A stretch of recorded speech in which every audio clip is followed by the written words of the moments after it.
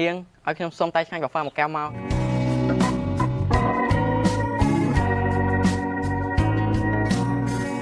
ហើយកុំបានប្រឹងធ្វើស្អីនោះអានេះម៉ណែលោកប្រប្រាប់ប្រហែលដងហើយតែខ្ញុំនេះឈ្មោះលីសាតើលីសាចាប់ទៅដេញវាចេញទៅហើយដេញទៅអីអេឯងគាត់ទៅប៉ែមែនបើយកឲ្យទៅដេញគាត់ទៅដេញទៅបីចាលោកប្រណែចាញ់មិនណែមិនបាច់ដេញគាត់ចាញ់ទេមិនឯងក៏មិនដេញវាចេញអ្នកនេះអត់ឲ្យដេញផង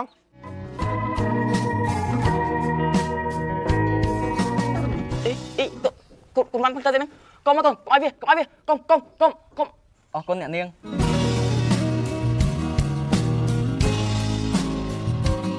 នេះកុំបានមិនក៏ឲ្យតែឆ្ងាញ់ហ្វាតែអាស្មោកគ្រូនឹងផឹកចឹងណាខ្ញុំជ្រើសរើសយកគាត់ទេប៉ាអេហើយមកទៅជ្រើសយកវាចាប់ពីរនាក់នោះឡើងសង្ហាក៏មិនជ្រើសយកវាទៅប៉ាឲ្យខ្ញុំជ្រើសយកពួកគាត់មិនបើគាត់ទុនភ្លុនអ៊ីក្ណូរ៉ៃហ្នឹងប៉ាមិនមើល